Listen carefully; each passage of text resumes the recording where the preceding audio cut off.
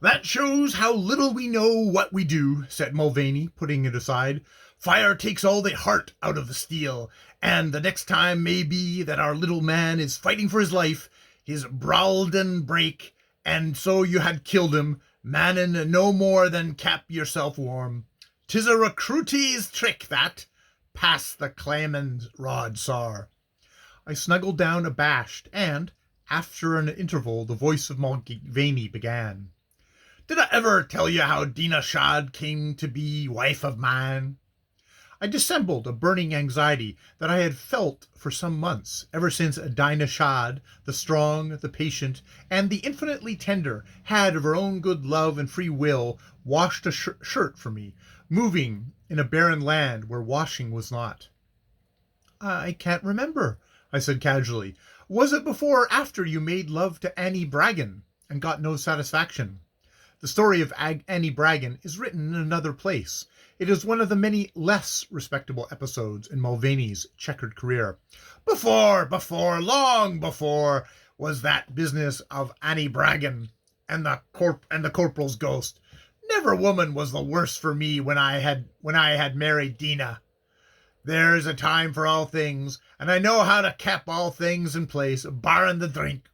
That caps me in my place with no hope of coming to be aught else. Begin at the beginning, I insisted. Mrs. Mulvaney told me that you married her when you were quartered in Crab Bokar barracks. And the same as a cesspit, said Mulvaney piously. She spoke through, did Dinah. 'Twas this way, talkin' of that. Have you ever fallen in love, sar? I preserved the silence of the damned. Mulvaney continued. Then I will assume that ye have not. I did. In the days of my youth, as I have more than once told you, I was a man that filled the eye and delighted the soul of a woman. Never a man was hated as I have been, never a man was loved as I, no, not within half a day's march of it. For the first 5 years of my service, when I was what I would give my soul to be now, I took whatever was within my reach and digested it. And that's more than most men can say. Drink I took, and it did me no harm. But by the hollow of heaven, I could play with 4 women at once, and keep them from finding out anything about the other 3, and smile like a full gold-blown marigold through it all. Dick Cullen, of the battery we'll have down on us tonight, could drive his team no better than I mine, and I held worser cattle. And so I lived, and so I was happy, till after that business with Annie Brannigan. She that turned me off as cool as meat safe, and taught me where I stood in the mind of an honest woman. 'Twas no sweet dose to swallow. After that I sickened a while, and took thought to my regimental work, conceiting myself I would study to be a sergeant and a major general 20 minutes after that. But on top of my ambitiousness, there was an empty place in my soul, and me own opinion of myself could not fill it. Says I myself, Terence, you're a great man and the best set up in the regiment. Go on and get a promotion. Says meself to me, what for? Says I meself, for the glory of it. Says meself to me, will that fill up these 2 strong arms of yours, Terence? Go to the devil, says I to myself. Go to the married lines, says meself to me. 'Tis the same thing, says I to myself. You're the same man ut is, says myself to me, and with that I considered on it a long time. Did you ever feel that way, sir? I snored gently, knowing that if Mulvaney were uninterrupted, he would go on. The clamor from the bivouac fires beat up to the stars as the rival singers of the companies were pitted against each other. So I felt that way, and a bad time it was. Once, being a fool, I went into the married lines more for the sake of spacking to our old colour sergeant Shdd than for any thruck with womenfolk. I was a corporal then, reduced afterwards, but a corporal then. I've got a photograph of myself to prove it. You'll take a cup and tea with us, says Shdd. I will that, I says, though tea's not my diversion. 'Twould be better for you if it were, says old Mother Shad, and she ought to have known, for Shad, in the end of his service, drank bungful each night. With that I took off my gloves. There was a pipe clay in them, so that they stood alone, and pulled up my chair, looking round at the china ornaments and bits of things in the Shad quarters. They were things that belonged to a man, and no camp kit, here today and dissipated next. You're comfortable in this place, Sergeant, says I. 'Tis the wife that did it, boy, says he, pointing the stem of his pipe at old Mother Shad, and she smacked the top of his bald head upon the compliment. That manes you want money, says she. And then when the kittle was to be filled, Dina came in. My Dina, her sleeves rolled up to the elbow and her hair in a winking glory over her forehead, the big blue eyes beneath twinkling like stars on the frosty night, and the tread of her 2 feet lighter than the waste paper from the colonel's basket in the orderly room when it's emptied. Being but a slip of a girl, she went pink at seeing me, and I twisted me moustache and looked at the picture fonst against the wall. Never show a woman that ye care the snap of a fingers for her, and beggin' she'll come bleatin' to your boot heels. I suppose that's why you followed Annie braggin' till everybody in the married quarters laughed at you, said I, remembering that unhallowed wooing and casting off the disguise of drowsiness. I'm laying down the general theory of attack, said Mulvaney, driving his boot into the dying fire. If you read the soldier's pocket-book, which never any soldier reads, you'll see that there are exceptions. When Dana was out of the door, and 'twas as though the sunlight had shut to. Mother of heaven, Sergeant, says I, but is that your daughter? I believe that way these 18 years, says old Shad, his eyes twinkling. But Mrs. Shad has her own opinions, like every woman. 'Twould yours this time for a miracle, said Shad. Then why in the name of fortune did I never see her before, says I. Because you've been a thrisping around with the married women these 3 past years. She was a bit of a child till last year, and she shot up with the spring, says old Mother Shad. I'll thrips no more, says I. Do you mean that, says old Mother Shad, looking at me sideways like a hen looks at a hawk when chickens are running free. Tell me, and I'll tell. Try me, and tell, says I. With that, I pulled on my gloves, drank off the tea, and went out of the house as stiff as a general's parade, for well I knew that Dina Shad's eyes were in the small of my back out of the scullery window. Faith, that was the only time I mourned I was not a cavalryman, for the pride of the spurs to jingle. I went out to think, and I did a powerful lot of thinking, but it came around to that slip of a girl in the dotted blue dress, with the blue eyes and the sparkle in them. Then I kept off canteen, and I kept off to the married quarters, or nearby, on the chance of meeting Dina. Did I meet her? Oh, my time passed, did I not? With a lump in my throat as big as my valet, and my heart going like a farrier's forge on a Saturday morning. 'Twas good morning to you, Miss Dina, and a good day to you, Corporal, for a week or two, and a divil a bit further I could get because of the respect I had to that girl that I could have broken between finger and thumb. Here I giggled as I recalled the gigantic figure of Dina Shad when she handed me my shirt. Ye may laugh, grunted Mulvaney, but I'm speaking the truth, and 'tis you that are in the fault. Dina was a girl that would have taken the imperiness out of the Duchess of Clonmel in those days. Flower hand, foot of shod our air, and the eyes of the living morning she had. That is my wife today, old Dina, and never aught else the Dina Shad to me. 'Twas after 3 weeks standing off and on never making headway except through the eyes, that a little drummer boy grinned me in the face when I admonished him with the buckle of my belt for rioting all over the place. And I'm not the only one that doesn't keep to the barracks, says he. I took him by the scruff of his neck, and my heart was hung on a hair trigger those days, you'll understand, and out with it, says I, or I'll lave no bone of you unbreakable. Speak to Dempsey, he says, howling. Dempsey which, says I, ye unwashed limb of Satan. Of the bobtailed dragoons, says he. He's seen her home from her aunt's house in the civil lines 4 times this fortnight. Child, says I, dropping him, your tongue's stronger than your body. Go to your quarters. I'm sorry I dressed you down. At that I went 4 days to once hunting Dempsey. I was mad to think, with all my airs among women, I should have been chatted by a basin-faced fool of a cavalryman, not fit to trust on a trunk. Presently I found him in our lines. The bobtails was quartered next to us, and a trowly, top-heavy son of a she-mule he was, with his big brass spurs on his plastoons, on his esophagens and all. But he never flinched a hair. A word with ye, Dempsey, says I. You've walked with Dinah Shdd 4 times this fortnight gone.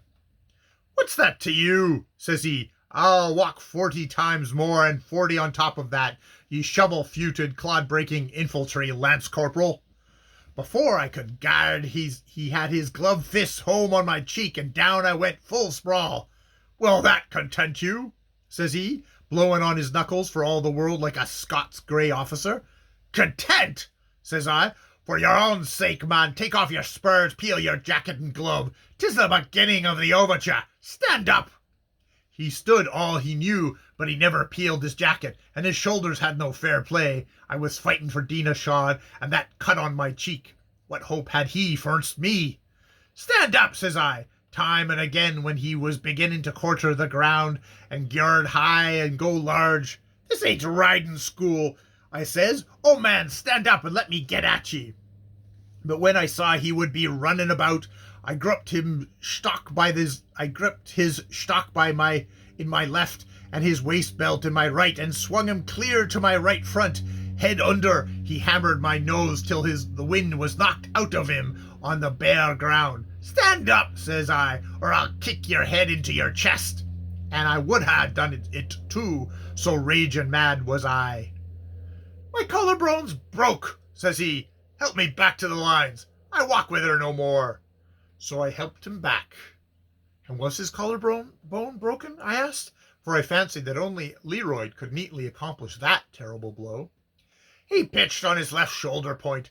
It was. Next day the news was in both barracks, and when I met Dinah Shdd with a cheek on me like all the regiment tailor's samples, there was no "Good morning, Corporal," or aught else. And what I have done, Miss Shdd, says I, very bold, planting myself fornst her, that ye should not pass the time of day. You've half killed Rough Rider Dempsey, says she, her dear blue eyes filling up. Maybe, says I. Was he a friend of yours that saw ye home 4 times in the fortnight? Yes, says she, but her mouth was down at the corners. And what's that to you? Says she. Ask Dempsey, says I, pretending to go away. Did you fight for me then, you silly man? She says, though she knew it all along. Who else? Says I, and I took my pace, and I took one pace to the front. I wasn't worth it, says she, fingering in her apron. That's for me to say, says I. Shall I say it? Yes, says she in a saint's whisper, and at that I explained myself, and she told me what every man that is a man, and a many that is a woman, wants to hear in his life. But what made ye cry at startin', Dinah darlin', says I. Your bloody cheek, says she, ducking her little head down on my sash. I was on duty for the day, and whimpering like a sorrowful angel. No man could take that 2 ways. I took it as I pleased me best, and my first kiss would mother of innocence, but I kissed her on the tip of the nose, under the eyes, and a girl that lets a kiss come tumbleways like that has never been kissed before. Take note of that, sir. Then we went hand in hand to old Mother Shdd like 2 children, and she said 'twas no bad thing, and old Shdd nodded behind his pipe, and Dinah ran away to her own room. That day I trod on rolling clouds. All the earth was too small to hold me. Begad, I could have hiked the sun out of the sky for live coal to my pipe, so magnificent was I. But I took recruits at the squadron drill instead, and began with general battalion advance when I should have been bound stepping them. Eod, that day. A very long pause. Well, I said. 'Twas all wrong, said Mulvaney, with an enormous sigh, and I know that every bit of it was my own foolishness. That night I took maybe the half of 3 pints, not enough to turn the hair of a man in his natural senses, but I was more than half drunk with pure joy, and that canteen beer was so much whiskey to me. I can't tell how it came about, but because I had no thought for anyone except Diana, because I had slipped her little white arms from my neck 5 minutes, because the breath of her kiss was not gone from my mouth, I must go through the married lines on my way to quarters, and I must stay talking to the red-headed Mullinger heifer of a girl, Judy Shdd, that was daughter to Mother Shdd, Shdd, the wife of Nick Shdd, the canteen sergeant, the black curse of Sheila, beyond the whole brood that are above ground this day. And what are you holding your head that high for, Corporal, says Judy. Come in and try a cup of tea, says she, standing in the doorway, being an untrustable fool and thinking of anything but tea, I went. Mother's at canteen, says Judy, smoothing the hair of hers like it was red snakes and looking at me cornerways out of her green cat's eyes. You will not mind, Corporal? I can endure, says I, old Mother Shdd being no diversion of mine, nor her daughter too. Judy fetched the tea and things and put them on the table, leaning over me very close to get them square. I drew back, thinking of Dina. Is it afraid you are of a girl alone, says Judy. No, says I, why should I be? That rests with the girl, says Judy, drawing her chair next to mine. Then let us rest, says I, and thinking I've been a trifle unpolite, I says, the tea's not quite sweet enough for my taste. Put your little finger in the cup, Judy. 'Twill make it nectar.